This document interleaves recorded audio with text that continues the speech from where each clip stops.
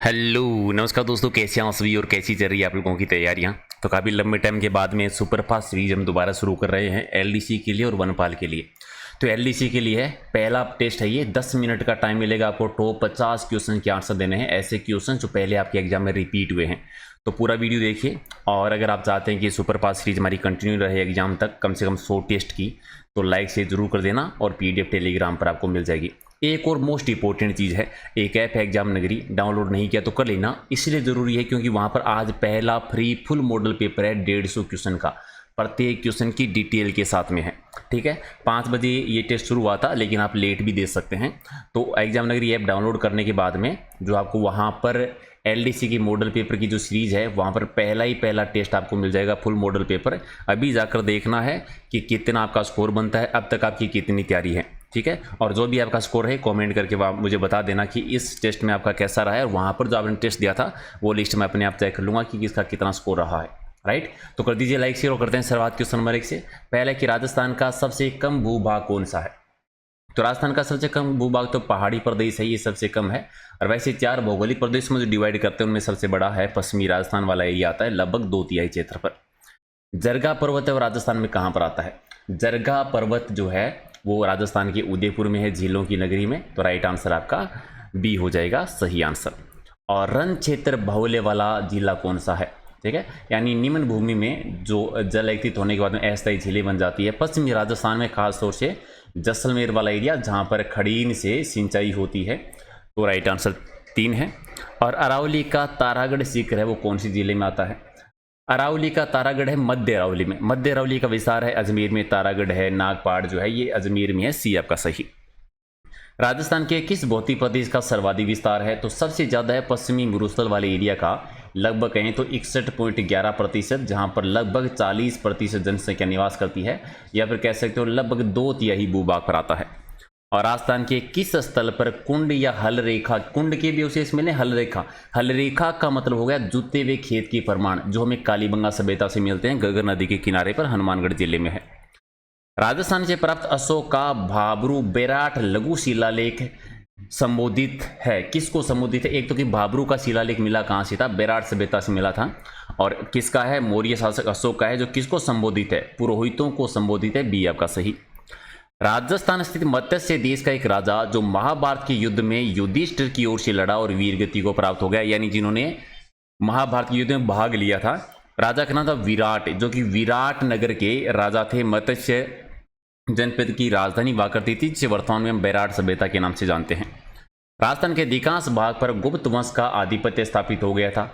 ये कौन से शासक थे। तो चंद्रगुप्त सेकंड के टाइम पर हो गया था। चंद्रगुप्त सेकंड के टाइम पर राजस्थान के लब्ध भूभा पर अधिकार हो गया था। बाद में समुद्रगुप्त का भी अधिकार रहा है, और समुद्रगुप्त का तो अब में पहला विजय स्तंभ मिलता है बयाना में, और गुप्त कालीन सिक्के भी हमें बयाना से देखने को मिलते हैं।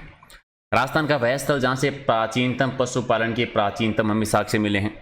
तो पशुपालन की सबसे प्राचीन साक्ष्य हमें मिलते हैं बागोर सभ्यता से। बागोर सभ्यता है भीलवाड़ा जिले में, कोठारी नदी के किनारे पर है।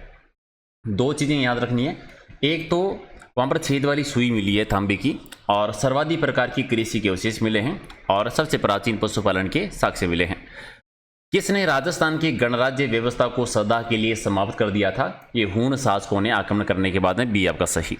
और महाजनपद में से राजस्थान में स्थापित कौन सा है। मत्स्य जनपद भी राजस्थान में रहा है, अवंती का भी हिस्सा राजस्थान से रहा है, तो ए बी दोनों आपका सही है। राजस्थान में खेल जगत का सर्वोच्च सम्मान कौन सा है। खेल के क्षेत्र में जो सबसे बड़ा सम्मान दिया जाता है वो है राजस्थान खेल रत्न अवार्ड, यानी राइट आंसर आपका डी सही है। और राजस्थान में लिम्बाराम जी का संबंध है वो कौन सी खेल से है। लिम्बाराम जी तीरंदाजी से संबंधित खिलाड़ी रहे हैं, तो राइट आंसर आपका हो जाएगा सी सही है। किस नदी को ऋग्वेद में सबसे पवित्र नदी माना जाता था। तो सरस्वती को, सरस्वती नदी को सबसे पवित्र माना जाता था, एक आपका सही। और सिकंदर महान के आक्रमण के कारण पंजाब से राजस्थान स्थानांतरित होने वाली जातियां कौन सी हैं। सिकंदर ने जब आक्रमण किया था पंजाब से कुछ जातियां राजस्थान में आई थी, जैसे सीवी जनपद जाति है जो कि चित्तौड़गढ़ वाले एरिया में नगरी राजधानी रही थी। अर्जुनयन पूर्वी राजस्थान में योदय गणराज्य जो उत्तरी राजस्थान गंगानगर हनुमानगढ़ का एरिया है। मालो जनपद टोंक जयपुर वाला एरिया, इन्हें सारे ही आए थे, तो डी आपका सही। राजस्थान में खेलों के विकास के लिए नेहरू युवा केंद्र की स्थापना है वो कब की गई थी। 1972 में, 14 नवंबर 1972 को। राजस्थान में खेलों के विकास और खिलाड़ियों को उचित अवसर और प्रोत्साहन प्रदान करने के उद्देश्य से राजस्थान राज्य क्रीड़ा परिषद का गठन किया गया था। तो राजस्थान राज्य क्रीड़ा परिषद का गठन हुआ कब था? 1957 में। बी आपका सही। और राजस्थान में बास्केटबॉल की शुरुआत कब से हुई है? 1948 से। एक आपका सही।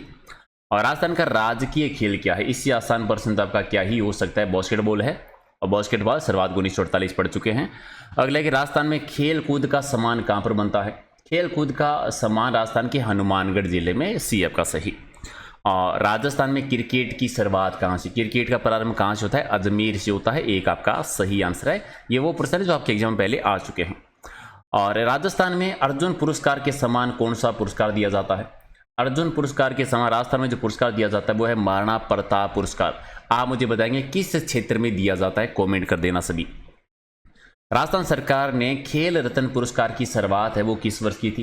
खेल रत्न पुरस्कार की शुरुआत जो हुई थी 1994 में, 1994 में। और राजस्थान में लिम्बा राम जी ने किस खेल में अंतर्राष्ट्रीय ख्याति प्राप्त की थी? हमने पढ़ा था तीरंदाजी से संबंधित है, तो इसी खेल में उन्होंने ख्याति प्राप्त की थी। राजस्थान में सती प्रथा को सबसे पहले और कन्यावध को रोकने का प्रयास किसने किया था? सती प्रथा और कन्यावध को रोकने के प्रयास की बात है, देखो प्रयास की बात है तो जयपुर रियासत में। ठीक है, सी आपका सही। और राजस्थान के एकीकरण के सप्तम चरण में किन क्षेत्रों को शामिल किया गया था? यानी 1 नवंबर 1956 को जो 7वां चरण हुआ था तो अजमेर को और अबू दिलवाड़ा को शामिल किया गया था। यानी बी आपका सही है। और राजप्रमुख के पद को राज्यपाल का पदनाम कब दिया गया था? तो 1956 में राजप्रमुख के पद को समाप्त कर दिया गया था। और एक संविधान संशोधन हुआ था, 7वां संविधान संशोधन 1956 में, जब श्रेणी वाइज भी हटा दिया गया था। पहले और अंतिम राजप्रमुख मान सिंह जी बने थे, आपको याद है। और वृहत राजस्थान के प्रधानमंत्री कौन बने थे? वृहत राजस्थान यानी चौथा चरण 30 मार्च 1949 को हीरालाल शास्त्री जी, जब जयपुर, जोधपुर, बीकानेर का विलय हुआ था। और अगला है कि राजस्थान में राजनीतिक एकीकरण की प्रक्रिया कब शुरू हुई थी? तो एकीकरण की प्रक्रिया की शुरुआत जो पहला मत्स्य संघ बना था 17-18 मार्च 1948 को, तो एक आपका सही है। और इनमें से कौन सा स्थल है राजस्थान में 1857 की क्रांति का केंद्र नहीं रहा था? अजमेर में तो क्रांति हुई थी, नसीराबाद में शुरुआत 28 मई 1857 से यहीं से हुई थी। नीमच में भी हुई थी 3 जून 1947 को।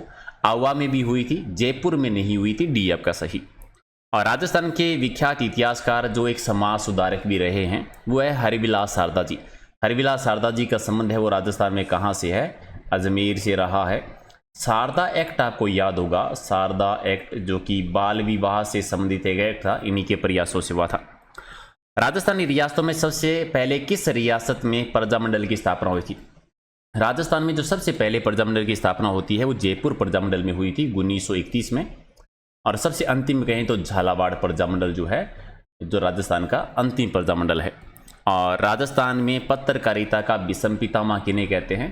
तो पंडित जाबरमल शर्मा जी को कहा जाता है। एक आपका सही। और राजस्थान में 1857 की विद्रोह की शुरुआत कहाँ से होती है? तो 1857 की क्रांति की शुरुआत हुई थी नसीराबाद की छावनी से। डेट थी 28 मई 1857 को। तो राइट आंसर आपका डी है। और राजस्थान में राजनीतिक चेतना को सबसे पहले जन्म देने वाले कौन थे? तो सबसे पहले राजस्थान में कहें तो अर्जुन लाल सेठी जी, जिनका जन्म जयपुर से संबंधित है, वर्धमान विद्यालय की स्थापना की थी।